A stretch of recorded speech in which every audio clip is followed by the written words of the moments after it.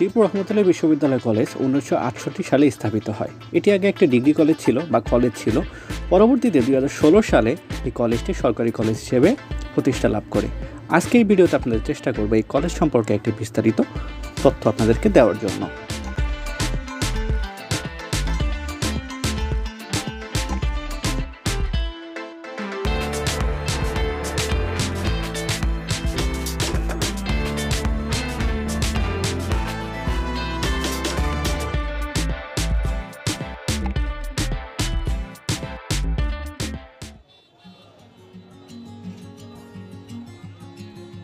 শ্রীপুর মুক্তিযোদ্ধা রহমত আলী সরকারি কলেজ বাংলাদেশের গাজীপুর জেলার শ্রীপুর উপজেলায় স্থাপিত একটা বিশ্ববিদ্যালয় কলেজ।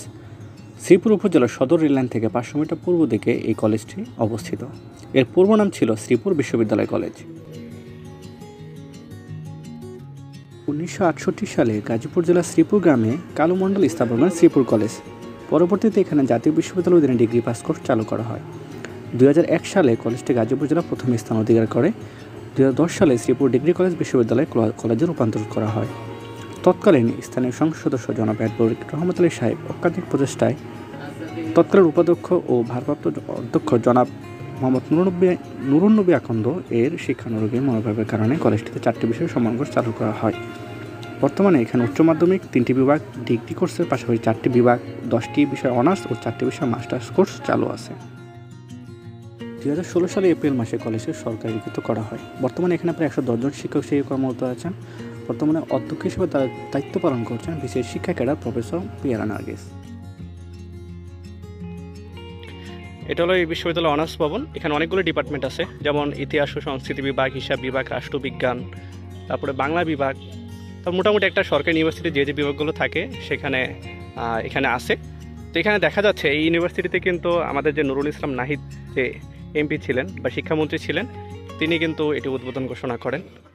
আমার সাথে আছে হলো এই ইউনিভার্সিটির একজন শিক্ষার্থী, অলরেডি এখান থেকে গ্র্যাজুয়েশন কমপ্লিট করেছে। এই ইউনিভার্সিটিতে আপনি যে পড়াশোনা করছেন, তো এখানে আপনার সম্পূর্ণ কেরিয়ারটা কেমন ছিল আর কি, এটার পড়াশোনা মান কেমন আপনার কাছে মনে হয়? এখানে আমি 4টা বছর পড়ালেখা করছি, গ্র্যাজুয়েশন শেষ করছি। এখানে অত্যন্ত ভালো একটা পরিবেশে পড়ালেখা হয়েছে, বা এখানে যারা স্যার আছে আপনার অত্যন্ত অনেক ভালো। আগে তো ছিল না সরকারি কলেজ, এখন সরকারি হয়েছে। তো এখানে যদি বলি যে এখানকার পড়াশোনা খরচ কীরকম? মূলত খরচ অনেক কম। দেখা গেছে প্রাইভেট ভার্সিটিতে পড়তে গেলে অনেক খরচ হয়, আর সেই তুলনায় এখানে অনেক কম খরচ।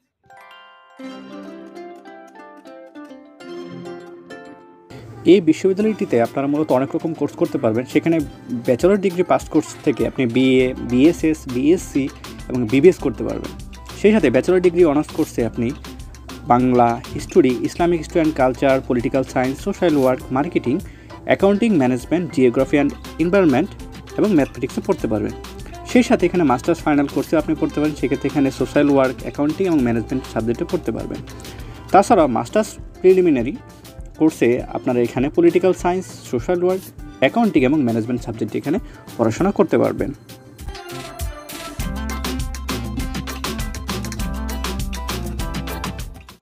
এটা হলো রহমত আলী বিশ্ববিদ্যালয়ের কলেজ মাঠ। এখানে ফুটবল, ক্রিকেট দুইটাই হয়ে থাকে। এই যে এটা পিচ, এখানে মূলত খেলা থাকে। এবং এখানে লাস্ট টাইম এখানে মেলারও আয়োজন করা হয়েছিল। তো মোটামুটি অনেক প্রোগ্রাম এখানে হয়ে থাকে। তো এখানে আমি স্থানীয় একটা ছেলের সাথে বা এখানে যারা থাকে সবসময় আমি তাদের আপনাদের মধ্যে একটা বক্তব্য নেওয়ার চেষ্টা করব। তো এখানে বাচ্চারা খেলাধুলা করতেছে, এখানে সিনিয়ররা আছে, তারা সবাই প্রফেশনাল, কারণ এখানে তারা প্র্যাকটিস করে থাকে।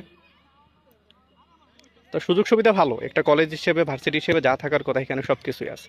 সব রকম সহযোগিতা করা হয় এবং এলাকাভাবে এই মাঠটাকে খুব সবাই এখানে খেলতে পছন্দ করে। তো এই মাঠে মূলত ইউনিভার্সিটি মাঠে মূলত কী কী অনুষ্ঠান আয়োজন হয় বা কী খেলাধুলা হয়, এটা সম্পর্কে লাস্ট একটু রিপোর্ট যদি দিতেন। যে এই মাঠে লাস্ট একটা ক্রিকেট টুর্নামেন্ট হয়েছে, এটা কালকে ফাইনাল গেছে। তো ফাইনালটা সম্পন্ন করা হয়েছে এবং ভালোভাবে শেষ করছে। এখন মোটামুটি সামনে আরেকটা টুর্নামেন্ট ছাড়া হবে। এখান থেকে যারা কলেজের যারা আছে সবাই সহযোগিতা করতেছে। তো ইনশাল্লাহ সামনে ভালো একটা টুর্নামেন্টের আয়োজন করা হবে এই প্রত্যাশা করেছে। আমরা এখন আছি এই বিল্ডিংয়ের পশ্চিম পাশের ভবনগুলোতে। এখানে মোট 2টি ভবন আছে। এটা কোনো অন্যান্য কেন্দ্রীয় কাজে এখানে ব্যবহৃত হয় না। এটা সাধারণভাবে এটাও হলো একটি শিক্ষার্থীদের জন্য ক্লাসরুম। এখানে সিরিয়াল দেখা যাচ্ছে 118 থেকে শুরু, উপরে আছে 212, মানে এই সিরিয়ালে এখানে ক্লাসগুলো হয়ে থাকে। তো দেখা গেছে এখানে বিকেলের সময়টাতে অনেকে দর্শনার্থী এখানে আসে, যেহেতু এটা একটা সরকারি কলেজ, তো মোটামুটি এখানে এটার খোলা থাকে।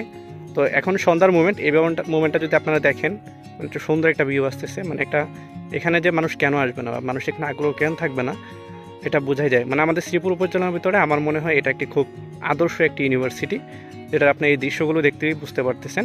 সামনে এখানে শহীদ মিনার আছে, সেই শহীদ মিনারেও যাব এবং সেটা একটু আপনাদেরকে দেখানোর চেষ্টা করব।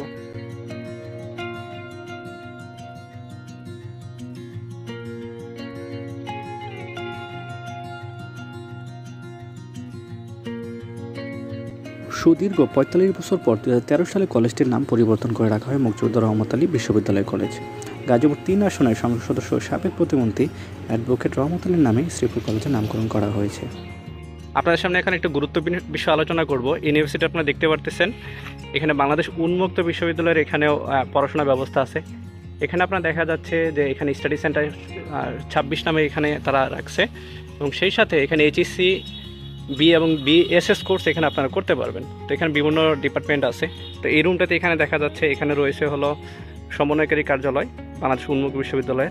তো এখানে আপনারা চাইলে বিভিন্ন বিভাগ, যেমন কৃষি শিক্ষা, শারীরিক শিক্ষা, তারপর বিভিন্ন সাবজেক্ট এখানে আছে উন্মুক্ত বিশ্ববিদ্যালয়ের আন্ডারে।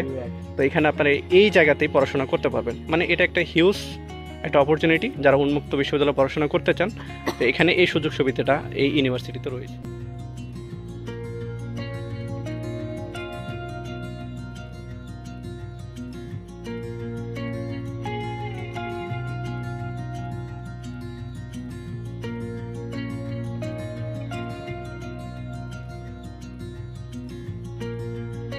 আজকের ভিডিওর শেষ পর্যায়ে আমরা চলে আসছি। তো আপনাদেরকে চেষ্টা করেছি এই শ্রীপুর রহমত আলী বিশ্ববিদ্যালয় কলেজ বা সরকারি কলেজ নিয়ে একটি বিস্তারিত তথ্য দেওয়ার জন্য এবং আপনাদের ভর্তি সংক্রান্ত একটু তথ্য দেওয়ার জন্য।